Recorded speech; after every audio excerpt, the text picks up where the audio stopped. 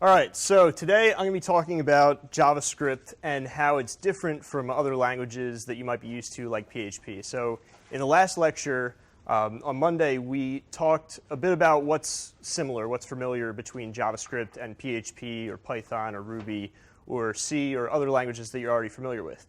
But JavaScript actually has a really unique take on the object model that makes it sort of entirely different than most languages that you're going to deal with. So functions are a sort of underappreciated concept in JavaScript. They are way more powerful than they are in other languages because they can, for one reason, they're able to be set as values. So right here we have var x equals function. And it's a first-class value that can be passed around as an argument. So you don't have to declare function x and just use x in that scope. You can pass the value of x anywhere throughout, as an argument into another function, or you can module export, as David mentioned, in Node. So the next point is that a function is an object in JavaScript. So you can actually set properties as values on a function and just treat it like it's an object. So when you work with jQuery, you know the dollar, and then you pass a selector into it and invoke it as a function. But then you also have $.ajax. And that doesn't sort of make sense if you think of a function just as being something you can invoke or call.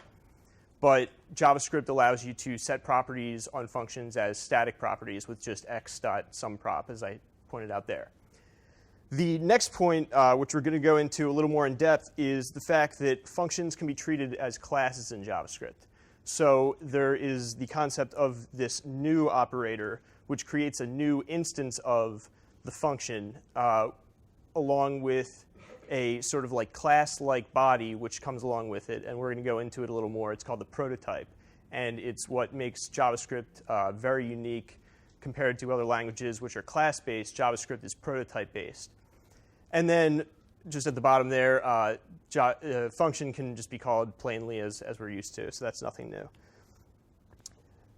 Another thing that's unique is that arrays are actually objects. They're not like they are in PHP where you just create a new array. This is actually shorthand for saying new array. An array is actually a subclass of an object. So that's something different, and I'll go into a little more detail on that. And the debugging capabilities of JavaScript are really unmatched as far as I've seen. This is a screenshot of the Chrome inspector, which we're going to be using for the rest of the presentation today. And to get to this, you just go to File, Developer Tools, and open Chrome inspector, or you can right-click and click Show Element, I think it is, on an HTML page, or I think it's Command-Option-J. Opens this up. But we'll go into this, and you can actually set breakpoints as you're running through the JavaScript code and sort of evaluate what the local variables are, what the value of this is, and it makes it way easier to debug code. And you don't, this is not constrained to browser-side code, but you can actually run a instance of this Chrome inspector for your server-side code, which is really neat because you can step through line by line as a request comes into your server and see what's happening and play with the variables in the console down here. So as I mentioned, JavaScript is a prototype-based language, which means that there is a set of default values which are sort of hidden for every function in the object.prototype property. So it's sort of a hash of just different default values that when you invoke a function with the new keyword, those are set by default as functions that are available on the instance. So that actually is really efficient for it's an efficient way of creating objects memory-wise because the JavaScript runtime only has to keep track of the prototype of the object. It sort of points to that when you create a new instance of a class. And you can also mimic inheritance, as is known in class-based languages, where you have sort of like a this extends that. You can mimic that in JavaScript through what's called the prototype chain. And we'll see some examples about that. So if your jQuery plugins, actually, they recommend jQuery authors to use $.fn to add functionality to the jQuery library. And we're actually going to jump to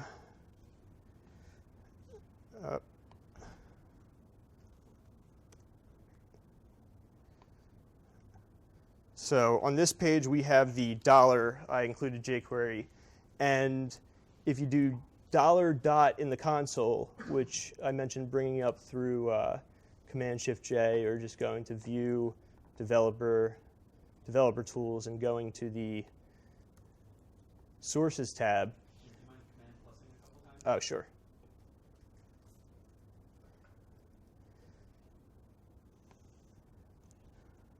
So when I start to type in a variable, it's auto-completed for me what is available there. So I typed in $, and I can see, I think Chrome has some built-in $, and $x. So right now I just want $, and I put in a dot, and then it shows me all the properties that are available on the jQuery object. But if I do $.prototype, I now see all the methods that I'm used to using when I have the $selector, and then I chain off that with, add class or append or blur or any of the like. Those are all actually on the prototype, which under the hood, the jQuery creates a new instance of itself, and it sort of hides all those details from you. So the point that I was making back over here with the function, they actually hide prototype from you and just alias it to $.fn. So most people actually don't realize that there is a prototype under the hood that's, that you can tap into and add additional functionality to each jQuery instance if you'd like. So the new operator is really sort of difficult to understand at first. When you call a function with new, it's an entirely different way of calling the function as if you just called it plainly. So the new operator creates what is called a new instance of an object, or a new instance of, you can think of the object as a class. And when this happens, the value of this, which you may be familiar with from jQuery, they sort of set this to whatever is convenient at the time. They usually set it to the current DOM node that you're on as you're going through, like each or something like that. This value is supposed to be the value of the instance that you created with new, which includes everything on the prototype chain and all of the methods that you defined as prototype properties. So it depends on how a function is called, what the value of this is. And it's really confusing if you're new to JavaScript, but every function that's called has a this value. So even if you haven't created a new instance of something, the this is assumed to be global. Or you can call a function using the call method or the apply method in JavaScript. You can call a function and specify what this should be. So you can make it dynamic, which is really powerful, but also allows you to do things which can be misleading and confusing to other developers if they're not used to the fact. And jQuery, I would argue, makes it even more confusing by making it convenient and setting it to the current DOM node. But the simple rule to remember what the value of this is when you're looking at a function call is what's left of the dot. So if you have an object and it's something dot something is the function that you're calling, then the first value is what the value of this is. So here is a code example where I'm creating a new object literal, which is just the object created with the curly braces, and I'm setting name to Bob, and then I have a sayName method here, so inside this sayName, if I do x.sayName, the value of this is equal to x, because the left of the dot is x. So if I called x.sayName, it would say hello Bob. And then another example where I'm actually assigning x.sayName, the function, to the variable y, which, as I mentioned in JavaScript, you can assign functions to variables whenever you want. It's really flexible that way. But now when I call y, it's lost the context of x. So this is now global. Or if you're in strict mode, I believe it's null or undefined. But so y is not what you're expecting here. If you're looking at x and you're going to call say name, you're expecting this name is supposed to be Bob. But if you pulled it off the object and called it by itself, this is now global. And that's what I was mentioning. When you see $.this, you often don't think of what's actually going on. But jQuery sort of has their own domain-specific language for dealing with this, and it's not what you're used to in JavaScript. And I point this out because it's really important for writing well-structured, object-oriented code in JavaScript to really have a good understanding and grasp of how this works and how the object model works and how the new operator works. Otherwise, you'll end up with jQuery spaghetti where everything is sort of all over the place and only dealing with the DOM. If you can actually write JavaScript in a more structured fashion, it makes it a lot easier to work with, to sort of separate the concerns of the dealing with the updating the DOM and dealing with the actual logic and code. So let's take a look at a few examples around that.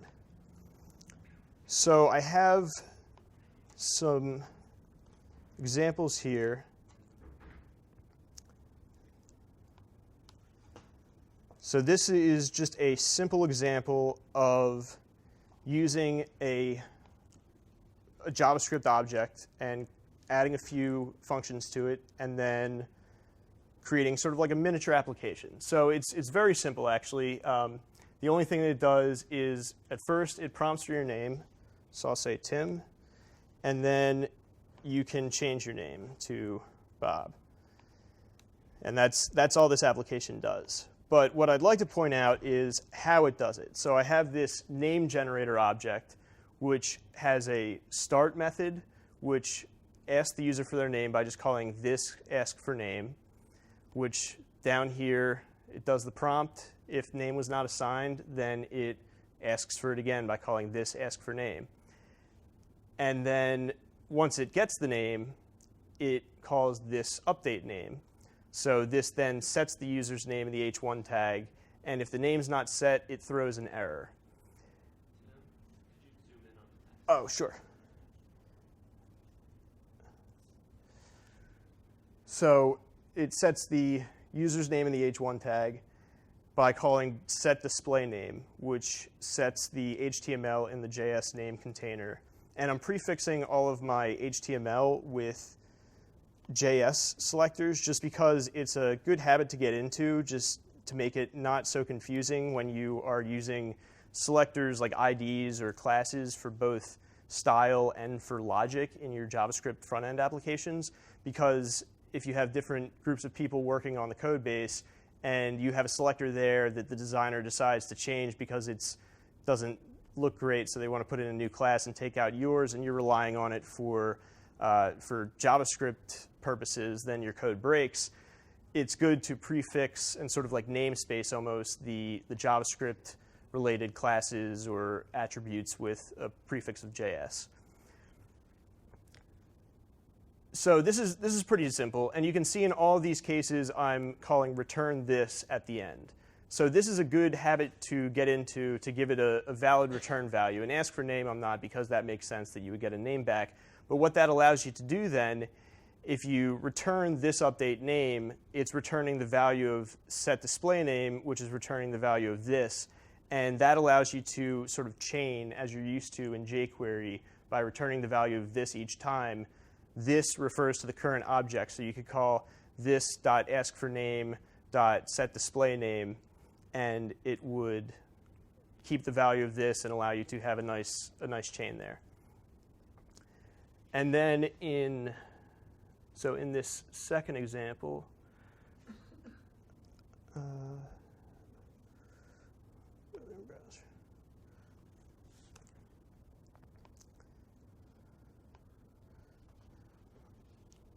all right. OK, so let's go ahead and open up the console and go to my Sources tab. I'll pop this out, actually. So in the Chrome developer tools that I mentioned, there is this piece on the right and you you can see this stop sign, although by default it's black. But when you mouse over it, it says don't pause on exceptions. Click to pause on all exceptions. And when you click it again, it turns blue. And now anytime that there's an error thrown in your JavaScript code, it'll stop at that point and allow you to evaluate what's going on. So, and that's a really useful concept I was about to point out. And then if you click again, it turns purple. And this is normally what I keep it in. It only breaks the code when there is an exception that has not been caught. So a lot of times in jQuery, for instance, they do try catches to test whether or not a browser has some sort of capability and continue from there. This is only when there's an error that hasn't been caught in a try catch. So let's try and submit a name that is blank. So I can see that the code has now stopped at the update name method, and I can mouse over name and see it's empty to blank, or it's equal to blank. So if not name, throw new error. And now I can step back through the function call and say, OK, where did this come from?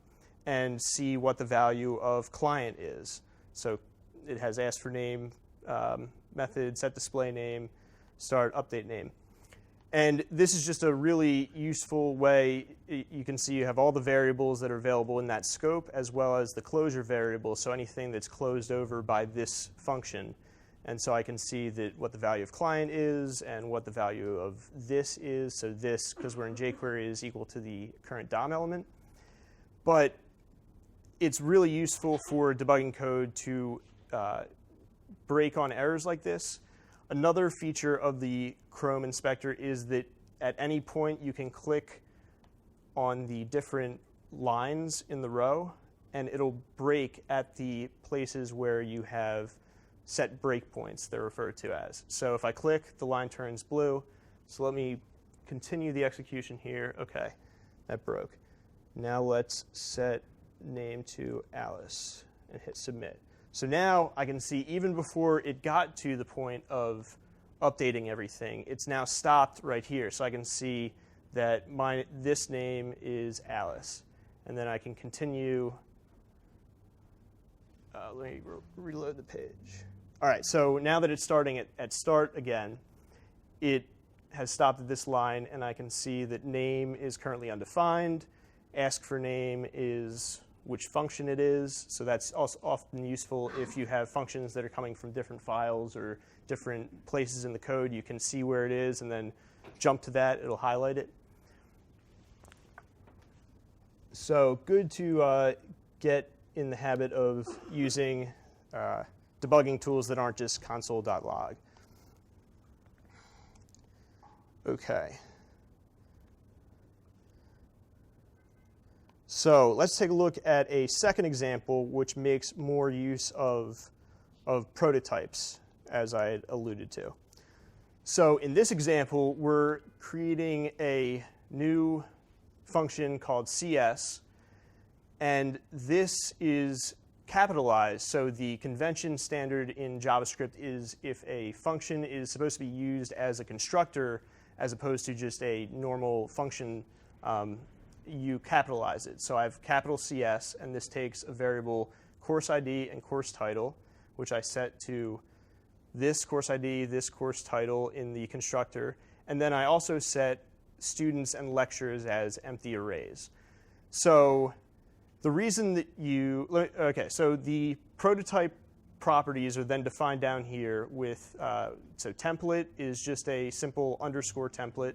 An underscore template being a way that you can, similar to the templates that David had mentioned on the server, you can just write a script tag, which is not a JavaScript script, but a text HTML. And what I'm doing with jQuery is, it doesn't keep these open. OK, there we go.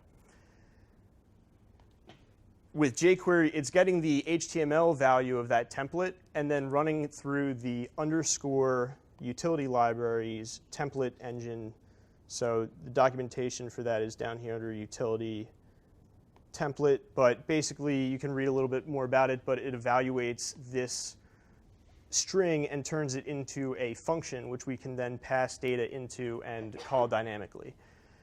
The next two methods I have are add student and add lecture. These just add them to the internal arrays that I've set in the constructor. And then the render method. So let's create a new instance of CS called 164, which has this course number 164 and title, and then CS50, which has CS50 and intro to CS1, and then add a few lectures, students, and then call CS50 render. And if I run code, so I'm doing that with eval. You never really want to use eval, but I'm just sort of taking all the JavaScript that's in here and executing it on the fly.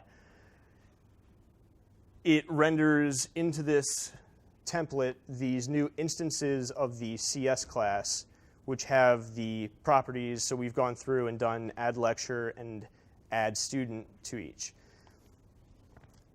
And as I mentioned, because I'm returning this, I can actually chain these add lecture and add student calls, and it'll work just as well. The other feature in JavaScript that is even more useful on the server side, where you really, at any given time, if your application gets bigger, don't know where you are, and it's harder to set these individual breakpoints that I mentioned in the Chrome inspector, is to use the debugger keyword. So it's just debugger. And when you put a debugger keyword in your code and you have the, there we go, 2 Gs. When you put the debugger keyword in your code and you're running a debugger such as the Chrome inspector here or the server-side Chrome inspector, it tells JavaScript to stop execution on that line of code and then allows you to step through the rest of the execution of the code. So if I click run code here, it's now stopping at this debugger line, and I can see, okay, here's the value of CS50, and it's got course title, course ID, it's got no lectures, no students, and then I can step through the whole add lecture. I can see it's pushing on to this lectures, mouse over that, hello world. I can actually, in the console, do this. So this is set to the current object that you're in. This lectures is hello world.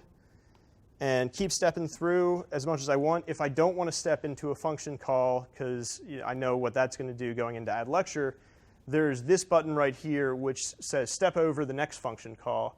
And so I can go to the point where I'm maybe wondering about something, like, for instance, 164 render. So at this point, it's going to be rendered. I can see this template is the compiled template. I can see at this point I should have 2 students and 2 lectures. And then there's the prototype chain that I was referring to. So the default one that comes along with just an object in JavaScript in general. It comes with toString, value of, constructor. And then the ones that I've added on myself with the add lecture, add student, and then the properties that are unique to this instance of the class as it was invoked with the new keyword. So let's do just one more example on this, and then we'll step to some more interesting things on the server side. So let's go ahead and open this last example, which is, let's see, where is the code?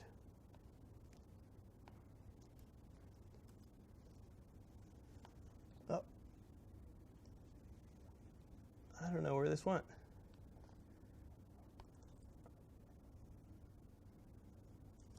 Okay, well, we might just skip over this code then, actually. Oh, hold on, I think I missed the style sheet for the code. Okay. So let's make this a little bigger. In this example, I'm showing a little more on the setting up the prototype chain, so setting up inheritance with JavaScript. So in this case, we have a catalog, which is going to presumably maintain multiple courses. And so a catalog has an add course method, so it checks whether the course that's passed in is an instance of course as invoked with the new keyword. So if you try and send in something different, it'll yell at you. The render method, which will render each of the courses by compiling its template below. And then we have the course, which acts as, in this case, the base class for individual department courses.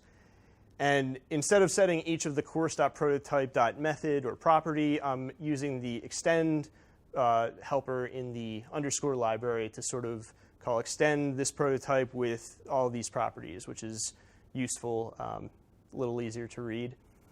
And then down here, I'm doing what's known as setting up the prototype chain. So this is actually a little tricky to people at first, and even still, having done this for a while, it's sort of hard to wrap your head around. But don't let that scare you. So I'm setting up an entirely new class object here, CS, and in the constructor, I'm saying course apply this arguments. So arguments is a special value, I guess you could call it, in JavaScript, the keyword, which has all of everything that's passed along as arguments to that function are available with the arguments call, with the arguments keyword. So as I'm calling with course.apply, this is the current context with which CS is being called. So when I invoke it with new, it's the value of CS, and I'm saying call this course method up here. Oh, sorry. Call this course method right here, but set the value of this to be whatever the value of this is right here. So the apply keyword allows you to sort of change the state of this, which is how jQuery is allowed to sort of switch out this on you as you're going through and make it DOM elements instead of the jQuery object.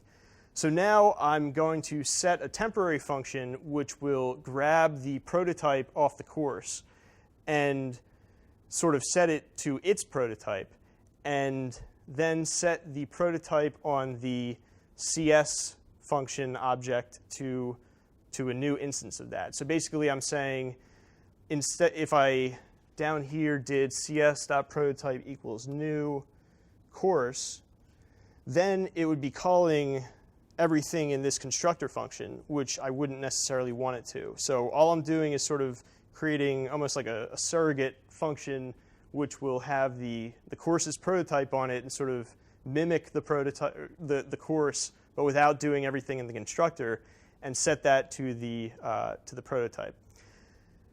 And then I'm just adding, so the department in this case is computer science for the CS object, and then I have a sort of abridged version of doing that.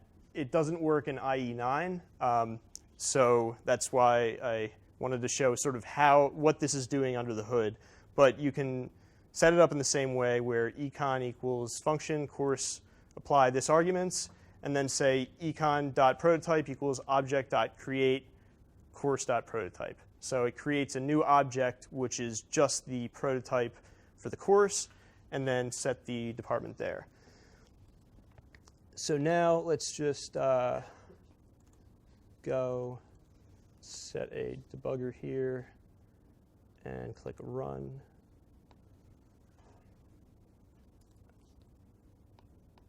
There we go. So CS164, we can see the prototype chain. We've got the properties which were set in the constructor, so the values of this that were set, and then on the prototype chain for the CS object, it had department computer science set, and then on the underlying prototype chain, we then have all the methods and properties that are unique to the course object, and then we have the base object. So that's sort of a quick example of the prototype chain. And as you can see here, there are two values for department. So there's department computer science and then department not listed, which I set as the default value here. So the prototype chain is actually just a singly linked list. And as it tries to find a property, it'll start at the top level value, so what's defined in the constructor function, and then sort of go down the prototype chain from there. So because it found, so if right here, I say CS50.department, it'll say computer science. But if I say var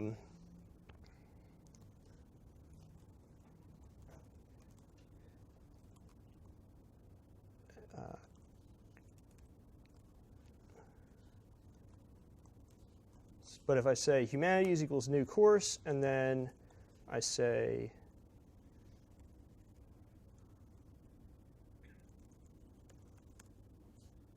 humanities.department, I'll see department not listed because it went to first I can look at the prototype chain here actually. So it went first to the course object and saw that there's nothing on the prototype chain at this level for the department or for the department value. So then it jumps to the next level, the course, and looks for it there and finds it.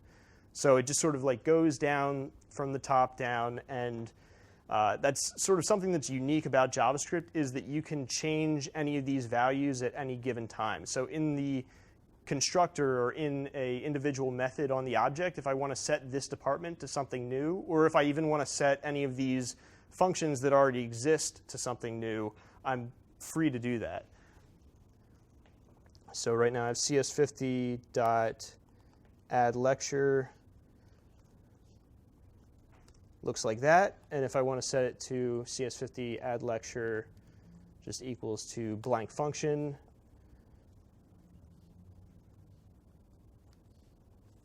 then now I can see it's just completely changed, which you're not able to do in other languages where you have a stricter class-based inheritance and everything is sort of set up. JavaScript is very, very flexible with regards to that. Okay, let's jump back into the slides. So if, for instance, you would always like a function to have a particular this value set for it, you can call function.bind and set what the value of this should be. You can think of it as, I'm trying to think of a good real-world example, but if you want to protect your code against somebody potentially calling it with a value that wouldn't be this, like for example an Ajax callback, like success or error, those are typically not called with a good semantic value of this. And you're like, okay, I always want this to be the value of the course object that I'm working with, or the view which I'm working with in my code that represents this DOM node. You can bind context to this, and then when it's called later by jQuery and it doesn't have a good value of this, it'll stick to what you bound it with. Then there's function call, where you can specify the context and specify any variable number of arguments. And then there's function apply, which you can pass in the context, and then either an array or the arguments object that I'd mentioned, as you see there. And the arguments in any function that you call, you can just type in the word arguments, and it'll have all the arguments. It has a length property, which is how many arguments were actually passed to that method, since in JavaScript you can sort of call with variable numbers of arguments. It's useful for saying if this had one argument, then follow this code path. If it had two, you might want to follow another way. It allows you to have really dynamic APIs for your methods. You can think of that with jQuery, like when you have $.on or bind, and it sort of does different things as to whether you put one argument or two or three or start it with a function. It is using the arguments property and the arguments length in a lot of cases to have this magic functionality happen.